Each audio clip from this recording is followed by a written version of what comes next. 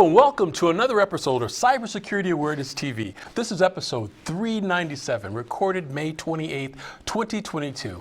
My name is Mac Jackson Jr. I am a cybersecurity researcher and consultant. If this is the first time you have seen my show, I discuss cybersecurity awareness techniques that you could use today. You could use in your business and personal life to protect yourself from identity theft and cyber crimes by cyber hackers. Our show provides news, interviews with industry experts, and again, information that you could use to protect yourself from cyber threats. I want to thank all of our viewers from around the world who have been very, very loyal to our show and gave us support. You can do that as well. You can become a member of our cybersecurity consulting hotline by joining us at macjacksonjr.com. That's macjacksonjr.com, or become a patron on our Patreon channel at patreon.com/Mac Jackson Jr. Hey folks, we're also on the Roku network. We're using WWDB TV as the network, folks. Definitely take a look at our show. We're there for you every week at this time. In today's show, we're going to talk about cyber news, the rise of cyber crimes, and how the cyber attacks, folks, are on the rise. We just have seen just a little of it, as industry experts have stated. It's going to get much hotter out there, folks. And our second segment, we're talking about your smartphone. That's right, folks, your smartphone. Is it spying on you? That's right, folks. Is your smartphone spying on you? Stay tuned for that story. And as we do every week, in our third segment, we talk about weekly tips that you could use to protect yourself from these types of cyber attacks and cyber criminals. But first, folks, in cyber news, the rise of cyber crimes and cyber attacks, folks, definitely on their increase. If you have been listening to our show over the last few years, we've talked about this several years ago about how cyber attacks are slowly increasing every year. Well, now it's not slowly, they're steadily increasing. And our government has stated it as well, that businesses and organizations must invest more, and they are, in cybersecurity awareness, as well as invest in new hardware equipment for their organizations. The cyber threats that are going out from nation states and threat actors around the world can definitely put serious blow to our infrastructure and supply chain, folks. Over the last few months, you've seen it on the news that prices have gone up in products and services, and products and services have been stifled in distribution around the world, especially coming in here to the U.S. A lot of it is because of cyber attacks. It is very important that now, as American citizens and as organizations, we must stay informed and stay involved in all these types of attacks, folks, to make sure that we can fight and protect ourselves against these types of cyber attacks. So the question is, are these attacks the calm before the storm? Well, some cybersecurity experts say that these attacks are just the beginning, that there are more, that the nation states have actually rehearsed on ways that they can attack our infrastructure and our systems across our country, and things that we must do to protect ourselves are definitely involved in working with government and commercial industries as well. Here is a cybersecurity, here at Cybersecurity TV, that is, we have done some research on some stories that we'd like to share with you on what precautions that the U.S. government and organizations are taking to protect our infrastructure and our supply chain from future attacks. Here's a clip from CNBC with Palo Alto's network CEO, Nishant Arora, on his opinion on the future of cyber attacks here in the United States. Check out this clip. Very strong earnings. Hi, Carl. Good to see you again. And thank you, Nikesh Arora, CEO of Palo Alto, which is the world's biggest cybersecurity firm, for talking to us, a Davos regular. It's good to have you. Thank you for having me, Sarah. So a lot of talk about the geopolitical risks out there. You have an interesting, whoa, very windy. All right. You have an interesting vantage point when it comes to cyber. And I'm curious what your level of concern is right now about some of the activity that you're seeing in front of you. Well, Sarah, as you know, that over the last 2 or 3 years, we've been going through this phase where we are seeing cyber attacks, more supply chain attacks for the most part, where bad actors are hacking supply chain software and software we all use in our companies. And that's kind of become the way they're able to address tens of thousands of companies. And I think that's not going to stop. I think that's still going to go on. I have a feeling that some of the hacks we saw recently were more of a dry run of nation states testing their capabilities. I think there's more to come. What about Russia specifically? There was concern as this war happened in Ukraine, that we would see more. It feels like it's been sort of quiet from Russia. Is that just because we're not hearing about it? What's happening? Well, I mean, if you look at the recent activity we've seen from the U.S. government, we are hearing from them that they want us to make our defenses more robust because they want us to get zero trust in place. They want critical infrastructure to make sure that, or financial services to make sure that their stuff is strong. So I think there is a sense of foreboding. I think, my personal opinion, the Russians have not turned their cyber guns yet on the West. But I think that depends on where and how this unfortunate war comes to a conclusion. But I can't imagine the Russian economy is going to be in a good place at that point in time. The question is, what do they have at their behest to try and create chaos in the rest of the West? Are we, the U.S., prepared? Is our infrastructure, our companies prepared? Look, there's always more that you can do. I think some parts of the infrastructure are more prepared than the others. But again, every company is a tech company. And we saw the Colonial Pipeline hack. It's not a tech company, but somehow the hack was able to shut down the flow of oil. So every company has to be prepared. Not everyone is, and it's incumbent upon us to make sure that we all are. So this is why your earnings are so strong, because, but even in a sort of more uncertain economic environment, you expect the spending on cloud security to continue. Look, I think the uncertain economic environment was also there at the beginning of the pandemic. Oil prices were next to zero. People were scared. Revenues went away. Stores shut down. So we had a whole bunch of customers who had no revenue. So they were re-looking at their costs. But nobody stopped spending money on cybersecurity. Nobody stopped spending money on technology. We're like the first cousins of technology. If you're going to spend more money on technology, you have to spend more money on security. And given where we are in the global landscape in terms of readiness of security, we see a disproportionate share being expended towards security. What inning are we in the spending? In the security cycle? spend or the IT spend? Security. I think we're very early. I think pick your sport. We're in the third over of cricket. We're in the first innings of baseball. Okay, that one I know. Okay, yeah. good. But what about IT spending? Because there's a big question mark now with Europe potentially looking at recession and the U.S. economy slowing down. I think, I've said this before, we're in the golden era of technology. I think every company is going to spend more money on technology because we're all becoming technology companies. You want to solve a problem where you'd have resources for labor, you automate. You want people to deliver food to your house, you automate. You want to buy groceries, you automate. So every company wants to become a tech company. Every store wants to become AR and VR enabled. Everybody wants to be in the metaverse. So I think we're going to see a lot more technology spend going forward. So in the short term, I'm not worried about the economic conditions. I think as the next 3 to 6 months transpire and we start seeing real impact to companies' P&Ls, we will see some marginal compression in technology spend, but overall, I'm not. It's weight on your stock, at least into earnings. Well, it's weight on every tech stock, and I think there's been a bit of a re-rating in the market, and that's always healthy because some things had run away too far. But look, our job is to keep our head down, keep generating cash flow for our shareholders, and the market will take care of itself. Folks, it is absolutely amazing how these attackers, like we have stated, and other cybersecurity experts like myself have stated over the years, that a attack incident, it's not a single attack, it is a campaign. If you had your business attacked by a cyber attacker and your data was stolen, you changed your passwords, changed your systems, you got a new backup system, folks, you put in new hardware equipment, you think everything is clear, it's not. Hackers have taken data and if they're not stealing it from you or trying to coerce you or extort data from you using techniques like ransomware or other social engineering techniques, they're also using things like stealing your data and then selling it. That's right, folks. Companies have reported that they have stopped, some of them that is, they have stopped paying ransomware, right? And the hackers are saying, great, so if you don't pay us this ransomware to get your data back, we're of course going to sell it. They're trying to make money any way they can, either get the money from the victims they've stolen it from, or they take the data that they've stolen and sell it to other bad guys or other criminals in the darknet. Your particular data, that they will slice and dice your data and connect it to other databases that are stolen to create these profiles of victims that they can sell online. So it's very important that we stay vigilant for all this type of stuff, folks, to protect ourselves.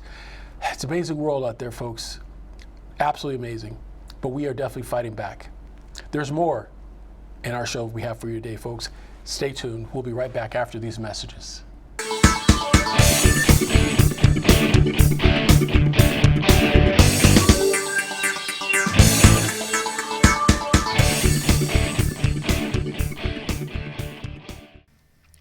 Hello, folks. This is Mac Jackson Jr. from Vanderson Cyber Group. The problem with businesses today is that they are affected by cyber attacks from around the world, but companies are not sure of what to do. Normally, they are reactive instead of proactive. But folks, cyber attacks can affect your bottom line, and it will affect you financially, legally, and your business reputation. Here at Vanderson Cyber Group, we can help you develop a policy by training your employees on what to do if they are involved in a cyber attack and how to mitigate it and fight against it. Folks, we call it here #StayCyberWoke. And that's Vanderson Cyber Group here in Las Vegas and around the world. You can reach me, folks, at VandersonCyberGroup.com or my website, MacJacksonJr.com as well. Here locally, 702-868-0808. Give us a call today, folks. We must fight back.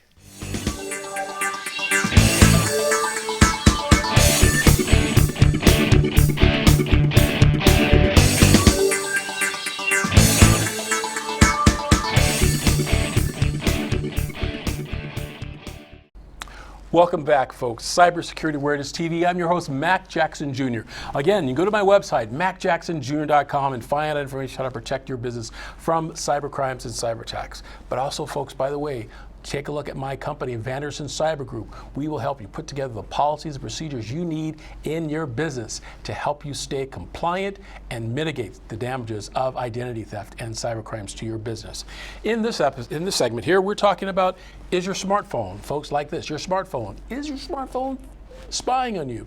Can it spy on you? Well, there's ongoing research, folks, and cybersecurity researchers have determined that smartphones that are out there and the applications that you download can and may have possible malware and spyware embedded within the actual apps. Folks, we trust that the app stores that we download and purchase sometimes, folks, these particular apps, that the apps have been vetted. Well, a lot of times, folks, they're not. Or the companies that they vetted, they've gone through one stage of the vetting process and they pass, and then the third-party company, right, the actual app itself, it's not kept updated on the latest threats that can affect the particular applications. Here's an example, folks. There are apps that are out there that give you functionality like a camera app. There's face apps, photo apps, facial recognition apps that you may use to have productivity with your phone and your device, right? We all do that, especially in social media. We have these different types of apps. But these particular type of apps, folks, if they are not updated correctly by the actual third-party vendor, they could have spyware embedded in them. Now, you may say, well, what is this necessary for? Well, folks, like I've always stated on this show, your smartphone is the smaller version of your laptop or desktop, and hackers will go after the low-hanging fruit. And that low-hanging fruit, folks, is what we have hanging on us each day, and that's our smartphones, our smart devices. If they are attacked with malware, hackers can get all kinds of personal identifiable information from you, and then, of course, sell it in the darknet. This information can be very devastating if it is captured by your smart device and you don't even know it. You are concentrating now with all educational media that's out there using your desktop computers, making sure that you have antivirus software and all the other precautions you have, but we need to focus more, folks, on our smart devices as well. So remember this, always research an app that you are downloading on your phone. Make sure that you research it first. In other words, you do a Google search for it, you talk to other people for it, don't download it right away. Make sure it is a vetted piece of software before you download it. Now, also you need to remove software off of your devices that you haven't used in a few months. So let's say you're on your smartphone now. Most of us have probably 50, yes folks, 50 or more different apps on our smart devices. Do you use or need to utilize all those applications? You need to take an inventory of all these apps on your particular smart device. Find out the ones that you are not using and delete them. That's right, folks, delete them, because sometime in the future, if you need it, you can download it at that time. But let's not have it on your device. Here's why. You have the app on your device and it's sitting there in your library of your phone, not doing anything. However, the app itself communicates with the manufacturer that developed it for things like updates to the app. If there are malware from the manufacturer, that malware could be transferred now to the app and now on your phone if the manufacturer hasn't taken proper precautions to update their particular apps. So make sure that you have apps like this to delete them. Delete these apps from your device that you are not using. It's very, very important that you do this. Most of the app stores are they're doing their best to vet these particular applications and make sure these apps do not get past their security and quality control. But we need to do our best to make sure that the apps are something that we really want to have on our phone. And if it's not needed, let's not use it. Because spyware apps, folks, are out there that can be used for all types of mischievous activities and circumstance, such as stalkerware. That's right, folks, stalkerware. Folks, there are people that will ask you to use your smartphone, and being nice, you'd say, "Yeah, okay, I'll let you use my phone," to dial a number to call whomever. It just takes a couple seconds for them to connect your phone to a website that has information to be downloaded to your computer. So again, we can't be nice to people anymore, allowing them to use our devices. We have to keep them private, especially someone that you don't know. But stalkerware is definitely an issue. It's definitely something that I'd like to share with you about it, and information about stalkerware and things you need to do to protect yourself from it. Here's a story that we have researched on actual stalkerware apps, and I would like to share with you. It comes from NBC News, and I'd like to share this story with you. We'll be right back after, but let me show you this app. Check it out. Zoe Rose says a romantic relationship early in her life turned abusive. And so I had no context to what was normal. And unfortunately, it got to a point where it was every single thing that I did was controlled by this other person. And she says that went all the way to her digital life. I had a desktop that I was logged into my accounts. He had access to that desktop as well, so he can very easily go onto it. Today, that sort of spying is now an industry. Critics call it stalkerware, a category of apps that secretly monitor another person's phone. Yeah, I think we started looking. Marcin Klaczynski's cybersecurity company is part of an industry coalition fighting the rise of these apps. How much of an increase have you seen during the pandemic? So the increase we saw during the pandemic in terms of actual spyware being used and stalkerware being used for that purpose was about 1,600%. So 16 times over, we saw an increase in terms of the numbers of victims out there. And that is just in the time that we were all stuck at home. That was just in the few months that we were stuck at home. I found an app in seconds online. I installed it, and then I brought my phone to Eva Galprin, who fights these apps as cybersecurity director at the Electronic Frontier Foundation. The maker of the app did not respond to requests for an interview. Shouldn't the phone in some way be telling me that there's a problem and someone's following me around? Well, that's what stalkerware is. What makes it stalkerware is that it is designed to fool the user into thinking that they're not being spied on. If an abuser can break into a victim's phone or force the victim to hand it over, they can install this sort of app and gain access to all kinds of information. Galprin walked me through everything this hidden app could tell her about me. Where have I been recently? Can you tell me? You have been to United States, Oakland. Oh, geez. I don't even want you to say on air that's my street address. That's crazy. Okay. Yes. What else? What are other categories of things? What I have here are the photos on your phone. These are all photos, by the way, that I would not want out in the world, so that's amazing. Okay. It went on and on. So not only do you have my location, my text messaging, my contacts, but you have every word to the letter that I have typed into any program. Yes. This morning I was looking at the URLs of various organizations that might help an abuse survivor get away, and you're saying this would pick that up. Yes, it would. Which obviously shows just how dangerous it is to operate on a phone like this when you're seeking to get away from an abuser. Absolutely. Some apps say they're for monitoring one's children. But because intercepting digital communications is a federal offense, so-called stalkerware could be a criminal industry operating in plain sight, Galprin says. They sell it under different names, they sell it under different brands, they put different skins on it, but essentially under the hood, it's the same half dozen products.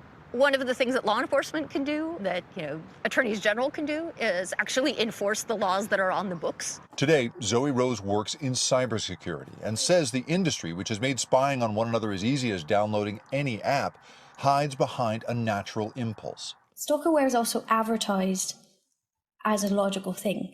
People think, well, we want to make sure that our family is safe. We want to make sure our children are safe. We've just made it convenient to make an excuse and justify this tracking. Now, the question is whether this sort of tracking in any form is justifiable. Jake Ward is with us now. Jake, it is fascinating reporting. I think it's scary, right, for a lot of people to see. And I'm just so struck, not just by your exchange. I mean, your street address she was able to identify through this, right? But the idea that some of this seems like it could be criminal. Why isn't it more aggressively prosecuted? Some of this seems like it could be a slam dunk. Well, it absolutely is criminal. Under federal and state laws, intercepting electronic communications is criminal. And until now, unfortunately, this category of apps had been hiding behind the idea that it was for family monitoring, child monitoring.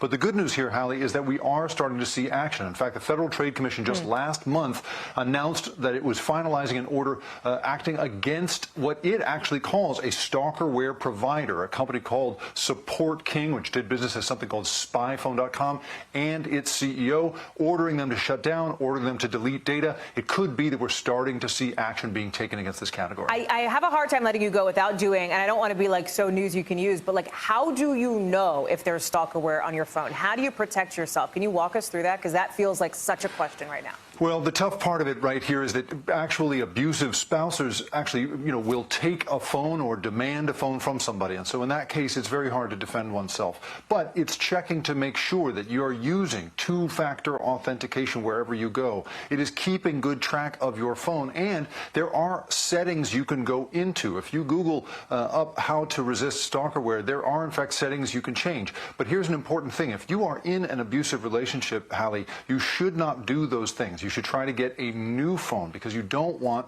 to set off your abuser. That is a really important part of this. So it's a very sensitive thing. And what we can really hope is that further federal action will get taken against this terrible category of app. It is such important reporting, Jake. It is really critical. And we should note there are a lot of resources available, including the domestic violence support hotline that folks should turn to if they are in danger. Jake, thank you. Folks, I tell you, it is absolutely amazing. People are using this technology for the bad. Just think of all the great things we can do in our society if we would use this type of technology for the good. It would be absolutely amazing that we can prosper forward ahead of ourselves with good people that are working on good tech. But we have to be careful of these bad guys that are trying to get our data. So definitely, folks, the moral of these stories are definitely stay aware, stay alert, and make sure that you study these type of apps before you put them on your smart devices. Oh, and another thing. Now that you've seen this story, folks, I'd like you to tell a friend. Tell someone about this story that you've heard. And if you're looking at this video, remember to share, like, and subscribe to this particular episode. Folks, we'll be back. Cybersecurity Awareness TV after these messages. Hi folks, this is Mac Jackson Jr. from Cybersecurity Awareness TV here on the WWDB TV on the Roku network, streaming live. You can find us there, folks, as well. I want to tell you about how you could support us, how you can support our show. It takes a lot of research of what we do to find clips and interviews with legal experts and law enforcement experts on cybersecurity awareness techniques and prevention to protect you and your business from cyber attacks. And one of the best ways, folks, is to join us on our Patreon channel at patreon.com/Mac Jackson Jr. That's patreon.com/Mac Jackson Jr. Folks, hashtag stay cyberwoke.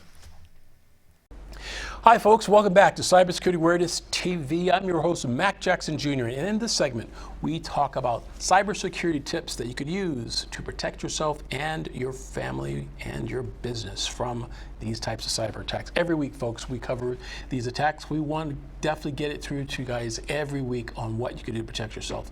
Again, the biggest thing I like to tell you guys right now, we say it here every week, is the password. Your passwords, folks, are getting even worse now. Studies have shown that companies are still using passwords and users are using passwords that are so simple, like 1, 2, 3, 4, 5, 6, or the word password, or the word password spelled backwards. It's still being utilized. Folks, I look online at the types of passwords that are stolen from these hackers, and it's the same thing every time. Why? I understand, folks, and researchers like myself, we understand. in your business, you're so busy trying to be productive and getting your work done.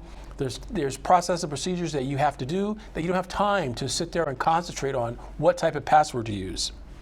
And folks, that is a vulnerability that hackers see, and they know that businesses go through that in their everyday business life, trying to be productive and getting their work done.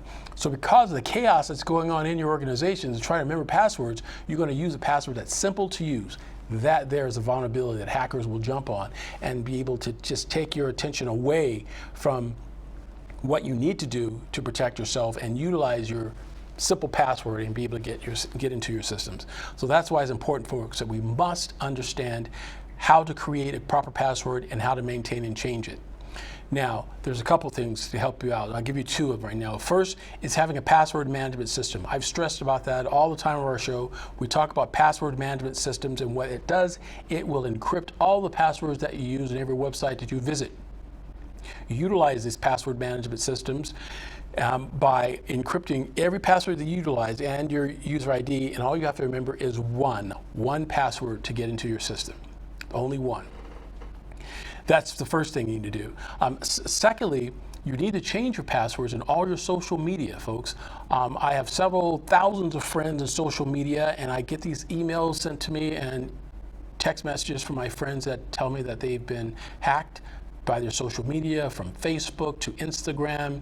Someone has gotten their password, and they ask me, what do they want to do with it? Why do they want to have our password? Well, what does that mean to them when they have access to your social media? Well, folks, what they'll do is they'll create, if they can guess your password, because you're using a very easy password to find, they will create a fake profile of you in social media. So now you have your original profile, plus you have a fake profile that the criminal has created about you. Then they'll try to get your friends to also friend this fake profile of you.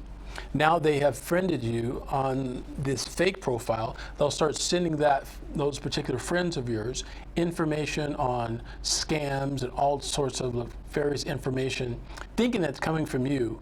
And if your friends trust you, they will click on particular links thinking that you're okay, that you're vetted, they know you, so it's fine.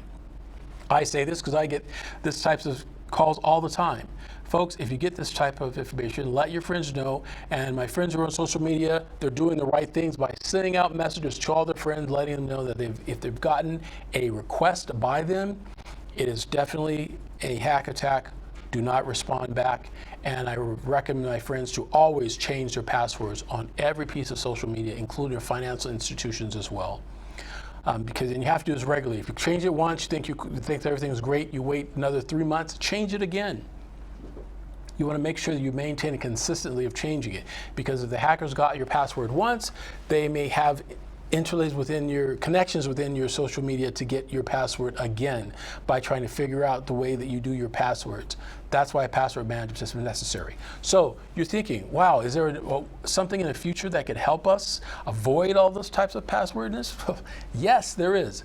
There's talk right now within the industry of coming up with passwordlessness. That's a tongue twister. Having no passwords, using zero tolerance, having no passwords. And that's used by using two-tier authentication. That's one of the ways. Two-tier authentication, folks, are also called multi-factor authentication. You know, as soon as you log in to a website, the website will say, we'll send a code to your phone, and you can authenticate yourself, that is, by entering this code to authenticate yourself. Well, this can work as well, but hackers, like we always said, they don't sit back and go, oh, wow, they're using multi-factor authentication. Well, I guess our businesses stop now because we can't get to them anymore. No. These hackers will find out ways to get around multi-factor authentication. So let's not rest in our laurels and thinking that everything's taken care of with multi-factor authentication, because some studies have shown that multi-factor authentication has been hacked. They never give up, folks, and we must never give up either. So for now, definitely use multi-factor authentication. Keep listening to our show and stay tuned, because there are other methods of passwordlessness that's coming out in the future that can avoid all this. It may be biometrics. and other means of securing our data. But there are good guys that are working just as hard as the bad guys on securing our password logic. Because folks, these criminals are really trying to bring down our society and how we conduct business. And we must be able to combat it. And we have ways to do that. So, passwords, very, very important. And again, folks, on your smart device, make sure, like we talked about earlier in our segments today, you vet software that you are not using on your smartphone. You should not have 400 applications or hundreds of applications on your smartphone. Why would that be needed? Especially ones that you're not using. Make sure that you have taken out apps that you're not using. Also, make sure that you do the updates. Now, the manufacturers of your smart devices will send you updates on a regular basis.